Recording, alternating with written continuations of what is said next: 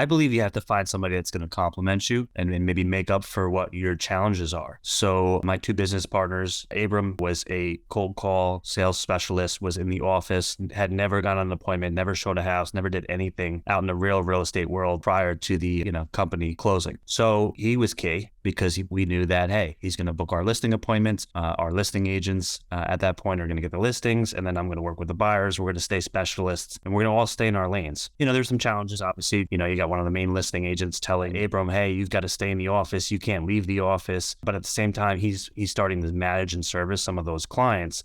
There was some friction and there were some issues there. So yeah, we're three now for a reason. I think we all definitely complement each other the best because, again, like I said, we stay in our own lane. So if you are creating a team, I think you have to figure out, like, everybody's got to bring something to the table value-wise, including the agents that may not have the knowledge.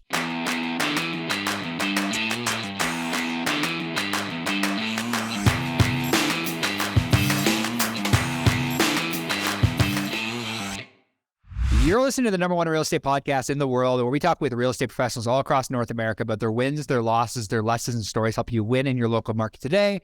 My name's Cody from Sheridan Street. I am joined with the infamous Vikram Deol from the Real Estate Sales Academy. Yeah, you give yourself an applaud. That is so telling of like who you are as a human being. You applaud yourself. I was giving us an applause that we got. No. I introduced myself. And then I said Vikram Deol from the Real Estate Sales Academy, and you gave yourself the applaud. I see how it is. You mean like that? Yeah, like that. Vikram, we need this one for Cody. What a bing with this one-liner. How you doing, bro? How are things? Like, what's good in life and business? Life and business. We hired a couple of new DM outreach specialists this week. So spamming you through your DM now is going to be one of the things that we're doing. We actually had a lot of success, and then funny how when you have a lot of success, sometimes you forget what caused the success and you stop doing it. So we had a couple of people turn over, and we're back in the DMs, and it's kind of funny because as we're getting into other people's DMs, people are sliding into my DMs to be on their podcast and weird stuff. So I guess the universe is just playing games on us. What about you, man? Where are you at? Are you still in Medellin, or? I'm still in Medellin. I'm headed to Santa Marta this weekend. I'm gonna have a beach weekend with some team members. They invited me out to Santa Marta, so we're gonna hang in Santa Marta this weekend. Gonna hang out, but things are good, man. Things are good. We're rocking and rolling. I've been listening to so many live transfer calls from our clients, just helping them with fixed tonality. And we chatted about this earlier today. Yep. Fixed tonality, fixed cadence. Really diving deep into figuring out how they can we chatted about in the last podcast, chunk up, chunk down in regards to asking better sorting questions, digging deeper, figuring out the root cause of like why the person clicked the ad, why they specifically want to change their circumstance. So a lot of clients getting really, really great results just by with that little bit of accountability of like, hey, here's your call recording. Here's like what you did well. Here's 3 things you could have done better. You didn't ask for the meeting. Make sure you ask for the meeting. So a lot of cool things happening at Sheridan Street. What are some cool things that are happening in the Real Estate Sales Academy? I had a client. She just started Red X and started doing some expired and canceled. And she called somebody, and she's normally like that really kind of hyper and aggressive real estate agent. And as she was having a conversation with this guy, we just started working together. And so she's like, well, I just used that like curious tone that you talk about. And I was like, oh, tell me what happened. She's like, well, the guy told me that I called the wrong number. And I was like, well, have you ever, do you own this house? And he's like, no, we don't own, we rent. And she's like, but the guy was just talking to me like, no big deal. I was like, well, what happened? She's like, well, I booked a buyer appointment with him because him and his fiance are getting married in the summer. So I booked a buyer consultation with him over Zoom. And he loves me and I love him. And they're super cool. And they're going to buy a house in 4 months for me. And I'm like, well, shits and giggles. How does that work? And she goes, and I didn't even have a script. I was like, you just had a conversation? Yeah, but I wasn't aggressive. And I was like, I used that, that one framework where I was like, well, what I love to do is, and she's like, and I bombed it, but I it just sounded natural, I felt like. And I was like, well, look at that. A little bit of tone and a little bit of questions. And you got a buyer's appointment. She's like, it's so crazy. And she did like 220,000 in GCI last year. So she's not like a brand new agent. Like she did 220 in GCI. Like she's a solid agent. And she's like, how did nobody ever tell me that? And she was with the same company I was with back when before I retired from selling real estate, which is really funny because she's like, how did they not tell me? They sell a lot. I was like, just because you sell a lot doesn't mean you know what you're doing. Just it's second nature at this point. Yeah. You don't know how to teach it. So anyways, yeah, a lot of cool shit happening, bro. You're 100% right. It's like you have all this information, but it's often hard to get it out in front of the people, especially when you're building a really large office. And I think that this is a great opportunity to intro our Was that a one-liner, Cody? Here you go. Yeah. There you go, Cody. Thank you for that. We have Justin Bosak with us, and I'm super excited. And we got connected through Sharon Srivatsa. And whenever we get connected through Sharon Srivatsa, we always know that the conversation is going to go great. So I'm going to set you up for. I think what I'm going to do, Cody, is I'm just going to get you like that line right there, because that's always this. It's literally always the same. Like whenever we're connected with Sharon Srivatsa, you know the question of the ethos and like. Yeah, I think I'm going to just get that for you as a. You're welcome. I'm gonna have Andy cut that out. I'm gonna put that on my stream deck, and every time we have somebody from Toronto, I'm just gonna play it for you. But ethos, it's true. Ethos to life and business. I had to throw that in there for you. The ethos to life and business is very, very apparent. It's really hard to be connected with Sharon Srivatsa and have a very, very similar ethos to life and business. But Justin is from the Jersey Shore area, has over 160 agents in 2 different offices. And we're going to dive really deep into that, into kind of how you got into the business. I do want a quick 20-second blurb about how you got into business, how long you've been in business, just to kind of set up context for the 2 offices you already created and kind of like where you're going in the future, just so like the audience has a little bit of understanding of where you're at. For sure. So I've been in the business for 20 years. Started with a brokerage that went out of business in 2007, right before the crash. So that was fun, having to reorganize and kind of come up with a game plan on what to do. Quickly, I learned at that point I was a buyer's agent. I had to create a team because my listing agents are the ones that were the ones handing off the buy leads. And because I didn't have listings, that meant I had no buyers. I had a bunch of deals in escrow, but didn't know how to get a listing at that point. So teamed up with a couple of guys from that firm, quickly joined the company and got right to work. And out of the 6 guys that all left and kind of created a team called the Ocean 6 Group, we are still running and gunning with the team too. The team's 25 strong. And I have 2 business partners out of that 6 originally that are also my business partners handling the team. We all kind of handle different things. Tommy runs the kind of office back end. He's not in sales and production anymore. Abe runs the team, and I do a lot of the marketing and advertising and sales as well.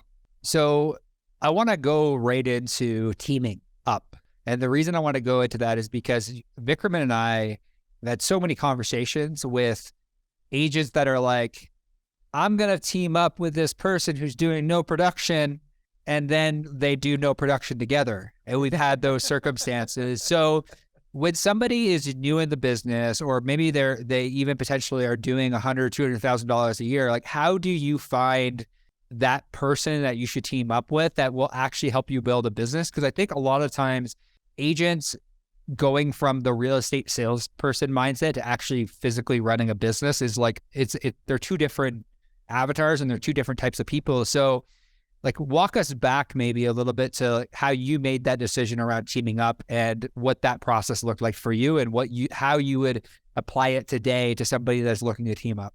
I believe you have to find somebody that's going to complement you and maybe make up for what your challenges are.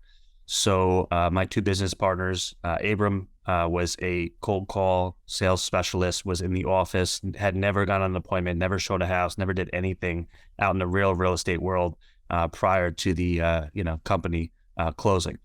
So he was key because we knew that, hey, he's going to book our listing appointments. Our listing agents at that point are going to get the listings, and then I'm going to work with the buyers. We're going to stay specialists and we're going to all stay in our lanes. And that's pretty much how things got up and running over time. There's some challenges. Obviously, you've got a lot of different dynamics and egos, and you got one of the main listing agents telling Abram, "Hey, you've got to stay in the office. You can't leave the office." But at the same time, he's starting to manage and service some of those clients.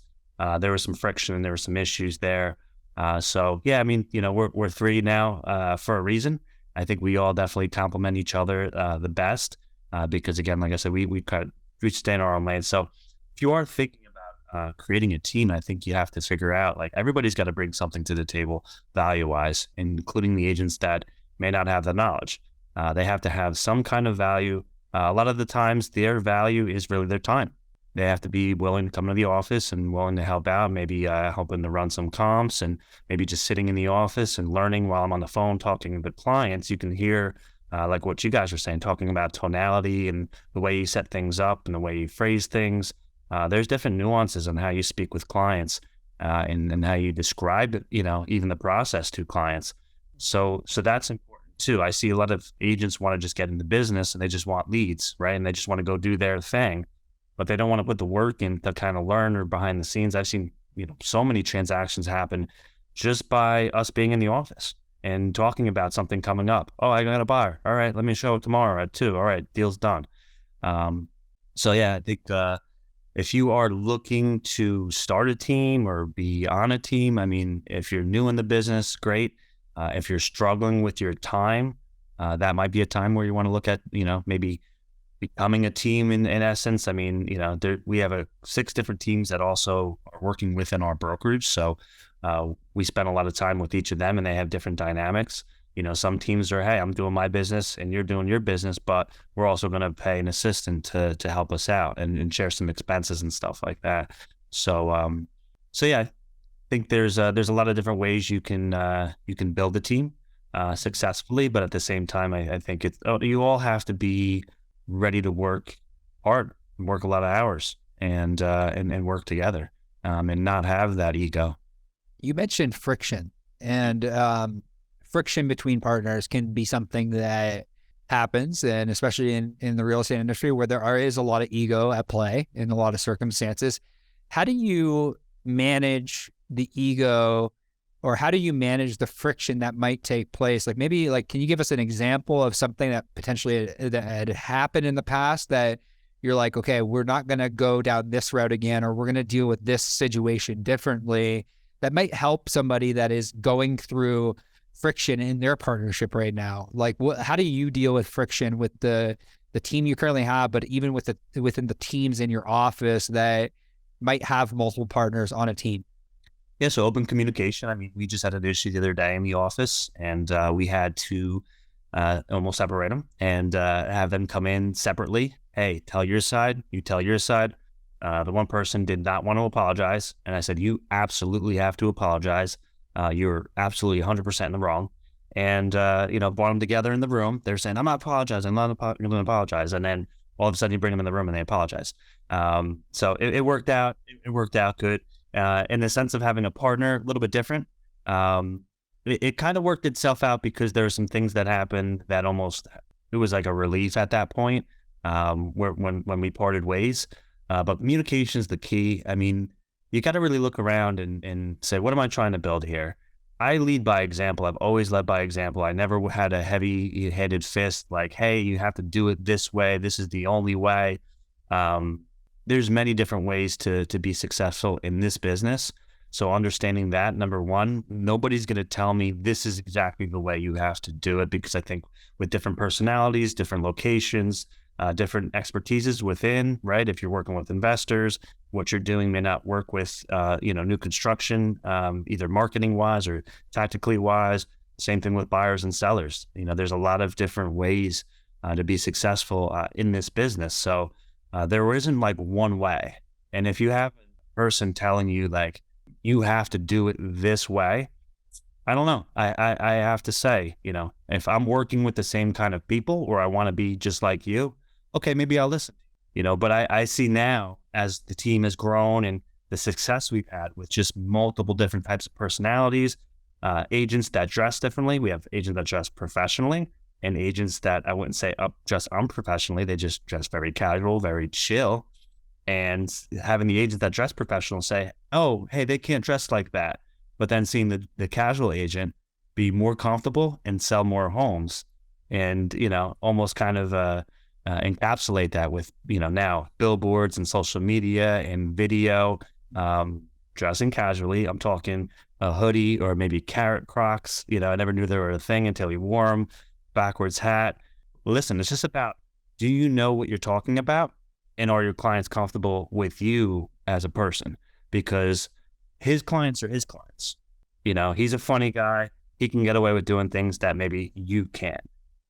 So there's a lot of different things that pop up, different frames of mind. But now, I think with social media, it's really exposed everything and opened everything up, because your voice and your personality, that can travel a lot quicker these days and help you to secure clients. So yeah, it's always interesting, just balancing personalities. And as you grow, there's always going to be something going on. So, you're dead on. Like my office was all professional, but we would have people like, hey, we don't like to do it this way. And I was like, well, get to a point where you can do it whichever way you want. But right now, this is how we do it. It's like 10 years ago. Right. And with the opening of the internet, it's all about comfort, right? If you know your stuff. Now, if you're brand new, you don't know anything, and your prospects know you don't know anything, like, you might want to dress up, is my opinion. That's just my opinion, but everybody's entitled to their own opinion. And, like, whatever works. I've seen people with tattoos on their face do $100 million in sales. And I'm like, how that pot? Well, because they attract that tribe. I know you said some things that were like very interesting, where you said different personalities do things different ways. Is there something that you found around productivity for these different types of personalities and these different characters? I call everybody a character, right? We're all just living in a sim. So is there something that you found, Justin, that's like super awesome to teach people, like how to manage and structure their day around productivity? Because we have a lot of people that wake up at 10 and 11 o'clock and they're like, well, we just don't know why we don't do any deals. I'm like, all the deals have been eaten up.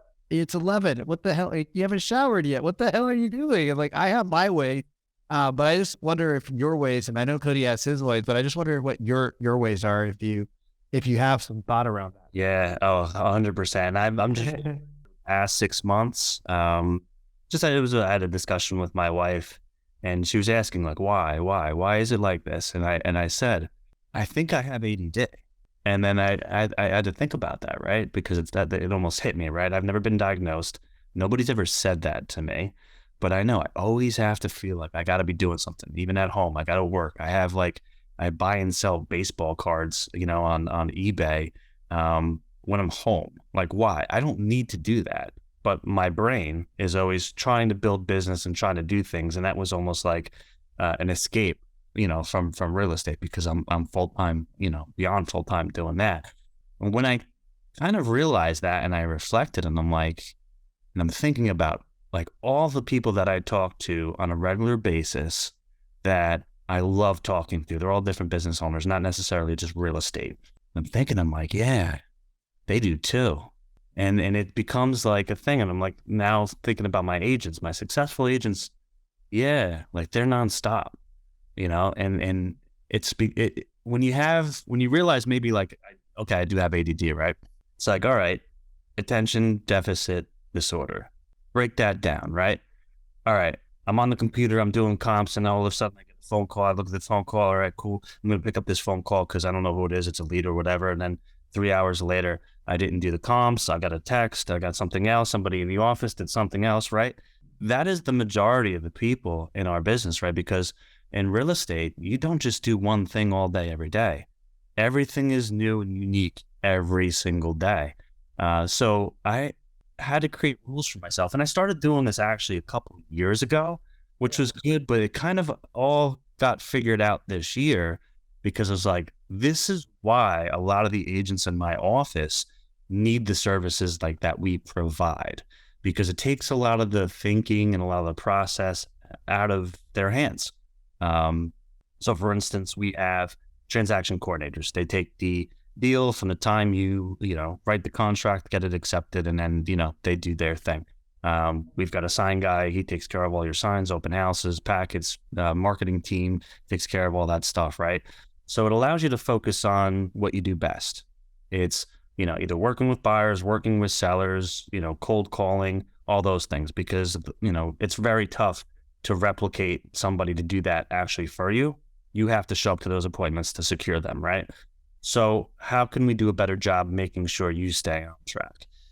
One of the biggest things in my life, and it's amazing because I heard Sharon say this just recently, but 3 years ago, I said, I can't answer the phone anymore. And it was more so because I was getting so many cold calls from just random places that want to sell me stuff, right? And I said, you know what? If I don't know the number coming in, I'm no longer answering the phone. And that was a rule, and I no longer did it. And every time my business partner did it and he got caught on a cold call, I would laugh at him because I was like, that doesn't happen to me anymore, bro. You just wasted 15 minutes talking to somebody you're never going to do business with. Meanwhile, you got distracted from what you were actually doing. So the key is making sure that when you are working on something, what's the priority of that thing? And do you have the time to actually talk to somebody? Because that'll, and it was happening where I felt like I was getting nothing done over the course of the day. Let's unpack this a little bit, Justin. Sure. I want to unpack this a little bit because I think what you figured out, which is something Sharon said, which is the not to-do list. And eventually what we want to see is our not to-do list is 5x bigger than our to-do list so that we're really focused, right? Because obsession and focus go hand in hand with success, right? If you want to go to the gym and lose weight, you become obsessive and focused about the gym. And then you're like, oh, well, what are the other things that are going to help me to my goal? Okay, if I change my diet, right? So when you become obsessed and focused on one or two things, which is what you're talking about, you become a specialist. And if you're a general doctor and you just do general doctor stuff, you make $300,000. But if you're a heart surgeon and all you focus on is heart surgery, you make $1 million. So you're talking about the specialist role. Is that correct? Yeah, to an extent. I mean, I every agent or every person, let's say not even agent, every person I think should take some time to reflect on who they are, who are they attracting in their life, where's your success in the business, and you should try to scale and replicate and duplicate that. If you are maybe a very conservative person, you don't consider yourself like a shark or a salesperson, you're probably not going to do very well working with people like that, right? Like let's just say for me, for example, if Grant Cardone came to me and he wanted to buy properties, he'd probably blow out, right? Because he's too high strung. He's all over the place. He's go, right? I'm very chill, right? I know what I'm talking about. I'm going to give you the information and I'm going to tactfully tell you what to do, but I'm not going to push clients into doing something. I'm not going to sell them into doing something. I look at the real estate role. I'm more of a consultant. I've never considered myself a salesperson, like whatsoever. Everything was just knowledge-based, and I'm going to give you the knowledge to make the right decision. And I don't care what you buy at the end of the day. Like I kind of do, because at some point, right, if you want to sell in 10 years, right, I want to make sure you're making a good investment. But listen, you're making the payment and it's your responsibility to do that. So the people that I work with the best are the ones that can receive that information in the right way and be able to make a decision and be successful with that. So there's certain personality types that I might not mesh well with. I mean, really at this point, 20 years in the business, I could work with anybody. I was just kind of using as an example. Sure. But when you're early in, you should identify that, because you could be wasting a lot of time with the wrong people. And you got to see, like, how am I attracting those people? How can I attract more people like my buddy Chris, who I know will listen to me? And that could be just investing more time into a relationship with Chris. And because the chances are Chris probably hangs out with more people that are like him. And then that scales and replicates as you go down the line and as you create your network. So I've attracted a ton of entrepreneurs. I love talking to entrepreneurs. I don't care what your business is. And if you've got ADD and you're an entrepreneur, we could talk for hours about how to be successful in business, non-real estate related. It all kind of works together. So it's just finding, who are those people that you really connect with, and then trying to, grow within that space. That 100% is the marketing side in you for sure. Like, because so much of good marketing comes down to demographics, psychographics, really understanding your target audience on a deep level. Like you said, I'm the same way. I attract entrepreneurs, entrepreneur-minded people, but some of our other salespeople attract more, SC type people, like more people that are compliant or more people that need that supportive type of role, where I tend to attract more ID personalities, people that like are entrepreneurs, because we end up attracting, we work best. Doesn't mean that we don't learn how to sell to SCs. It just means that we, for the most part in the beginning, we generally attract what we like. Now, how do you train somebody in an office that maybe they've experienced a level of success where they've attracted those ID personalities, which we see this happen a lot in multiple scenarios? It's like, okay, last year I did 300,000. This year I'm really, really struggling.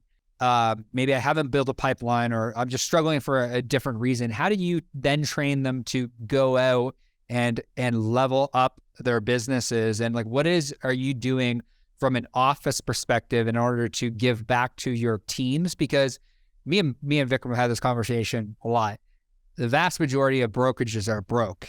They're not actually making money. So maybe you could talk to us a little bit about staffing, what your environment looks like, how you can level up your people, and what are you doing that you think separates you from a brokerage level to give back to your people in your offices? Yeah, so it is reinvesting in staff to help with efficiency and productivity. That's the key for our agents. The name of our LLC is Agents First. And, that was really, we came from another brokerage within RE/MAX as well. And we got to a certain point as a team where it was like, we want to do this. We're going to hire staff, but you can only hire staff under a broker, right? So the broker has to pay. We couldn't pay. The broker had to pay for all these different things. And we got to the point where the broker was like, we don't want you to do that. We were like, why? And they're like, well, if you do that in that office, the other agents in the other offices are going to ask, why aren't we doing it in those offices, and we don't feel like doing it? And I was like, oh man, that's crazy, right? Because we knew it was a value-based thing. It was going to make more productivity, more volume, and more efficiency, which at the end of the day, I always say volume is what's going to drive the market and what's going to drive your revenue and your income. So for us, it was like, we were willing to spend money up front to hire staff, to buy vehicles, to buy Matterport cameras and drones and things like that, and give them at almost a break-even rate to make sure that the agents were more productive, because we felt, hey, we can attract more agents by doing that, selfishly. But at the same time, we knew having these tools and services like a Matterport or a drone, at cost, so a Matterport at cost back, when we were doing it, when we first started, it was like $150. They were charging $300 to $400. Drone, $125. When they were charging $250, double, right? So little things, but we felt, hey, we can do this, we can break even, and it's a separator, it's a difference maker for us. Same thing with the transaction coordinators. Transaction coordinators, $250 per deal, optional, don't have to do it, up to you. Highly suggest you do it. If you're not using a transaction coordinator, I say you're crazy, because I used to be the guy that had to handle everything all day. But I was up, I get home after showings and listing appointments, and I'd be up till 11 o'clock, 12 o'clock, going through emails, deleting emails, following up with everybody, making sure that they were doing their jobs. I don't need to do that anymore. I get home, I'm done, which is great. But our previous broker was charging a transaction fee, but there was nothing they weren't doing anything. They'd send a commission invoice and that was it. So it was investing the money to train, to hire, to put that person in place. Oh, and guess what? It was successful. So we could hire a second one, So we've taken agents that were literally doing 25, 30 deals a year, which is solid, now doing 60 to 70 deals, who swear by the transaction coordinator, because you can't do 60 or 70 deals without some kind of assistance or help. So it was, hey, either I'm going to hire a personal assistant, or, hey, RE/MAX Revolution hired pretty much all these assistants within the office. They have marketing, they have signs, they have a transaction coordinator. It's all built in, so you don't have to hire somebody to train them to do all those different job roles, right? Because as one agent, you can't hire 5 people to help you. Even if you did 70 deals, you wouldn't be making any more money. But like you said, you have experts, you have specialists. Once you have specialists in place, they're going to help lift everybody up. So the volume you plug in, your volume is going to go up, but you have to work, because that time you're saving by, the marketing team doing either social media or brochures or mailers, like even that role, they just take the thinking out of it.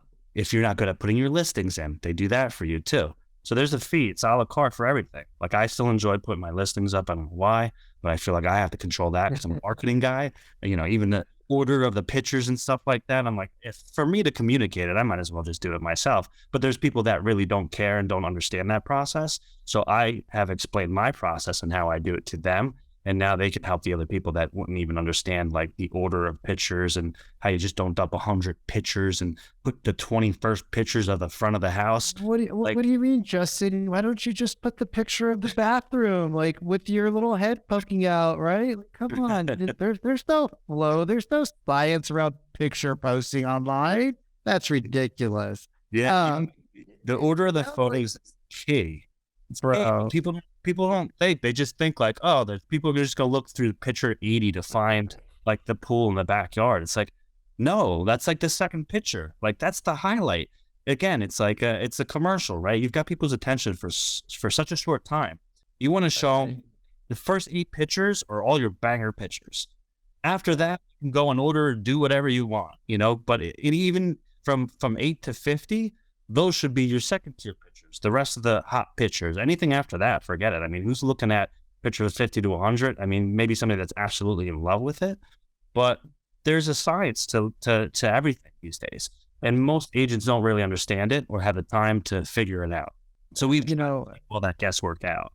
What it sounds like you guys have done really well with your brokerage, and I was a part of a brokerage that had the same thing. We had fees, and I'm like, what am I getting charged for? Like, you just charged me an extra $500 for nothing. I'm like, why am I paying these fees? And they're like, well, it's just part of the system and blah, blah, blah. I was like, well, whatever. It's all bullshit, right? Like, you guys are just trying to make an extra nickel and dime. That's fine. But at the end of the day, it's all bullshit. And I can be honest with you, because I hired out my own transaction marketing, the whole shebang.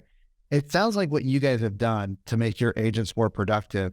Then again, a lot of real estate agents, they don't come from that abundant mindset where they're like, oh, I know what I'm going to do with that extra 4 hours of time every week. Like, if I didn't have to do the emails and I didn't have to do the follow-up and I didn't have to do the contracts, and if I didn't have to do this and that, I would have 4 hours extra, 5 hours extra every week per deal that I'm doing. I don't think they understand how to allocate that time and resource to income producing activities. So because they don't equate their time at $100 or $500 or $1,000 an hour, they just do the bare minimums and they stay busy to feel productive, which is why they go on the roller coaster of real estate. In my opinion, you're all entitled to your own opinion. But the roller coaster of real estate is you're super slow. Oh shit, I got a prospect. You get a deal. You put all of your energy into that deal, which you don't need to do because it's not that complicated if you have a system and a process. But it sounds like you guys have created more of a team environment for your brokers that are part of your brokerage versus it just being kind of like, hey, come here, come bullshit at the water cooler, talk shit about how, people are spending money on online leads and how stupid that is and blah, blah, blah. It sounds like you guys have actually created more of a structure so that they can be more productive. Absolutely. I mean, you nailed it with, so we do goal setting too. And that's optional too. You'd be surprised. Not everybody actually wants to take the time to go over all their leads and where the sources came and kind of come up with a game plan yearly to do that. But we actually sit down with the agents and do that. And again, find where their success is, but then find out, all right, how many hours you work in a week, or how many weeks are you working, and break it down to that hourly rate. It's very important for you to understand how much you are making hourly.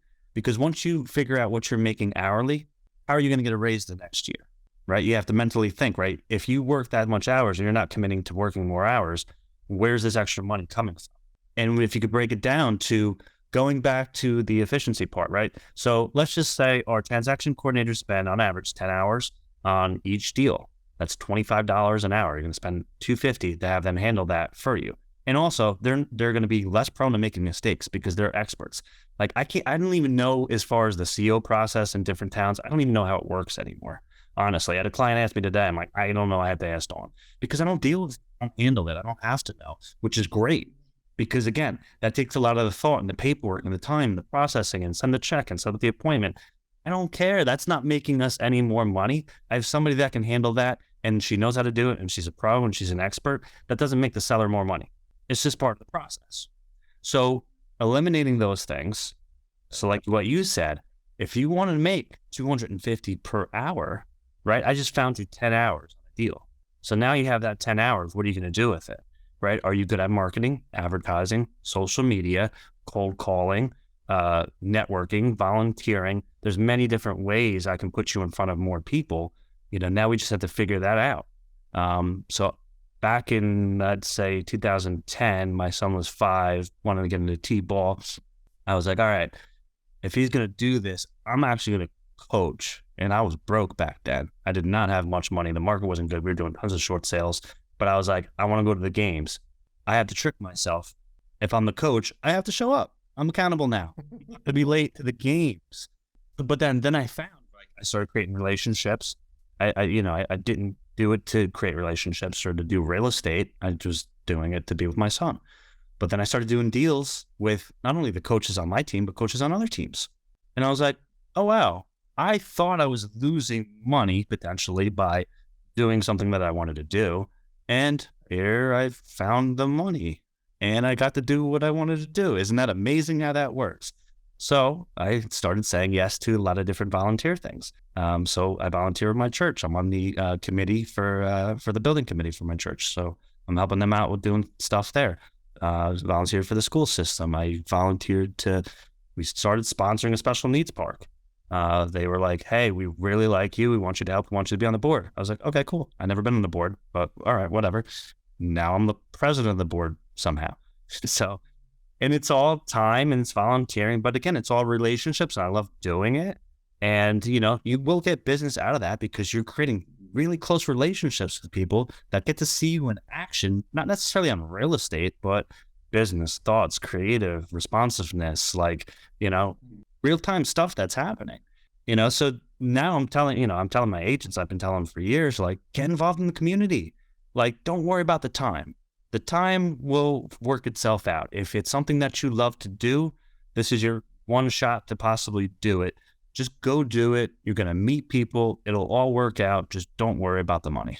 Wrapping up here, I think there's something so important that I don't think we've ever really tackled on a podcast that you tackled there. It's like the idea of just network your ass off, like connect with more people, have more conversations, get involved in your community, give a shit about people. Mm-hmm. Like we said that me and Vikram were having this conversation today about that fundamental ideology of humans over homes, people over property will pay you tenfold. The more you help people, the more you educate them, the more that you get involved in your community, it'll come back tenfold. And I absolutely love that. And Justin, I just want to say thank you, bottom of my heart, for just for sharing with us so much wisdom around, what it takes in order to be successful in this marketplace. If somebody were to want to reach out to you, want to have a conversation, maybe they're in the Jersey area and they want to just kind of potentially learn about, maybe even potentially join your brokerage, or maybe it's an agent referral, where's the best place that we can kind of send them to contact you directly? Yeah, so if you go to www.justinbosak.com. I have links for everything. Anywhere you want to find me, call, text, everything that I have going on, videos, social media stuff, everything's there. Justin, I want to say thank you for joining us, and I want to say thank you for tuning into another episode of the RE Agent Podcast. We'll see you soon.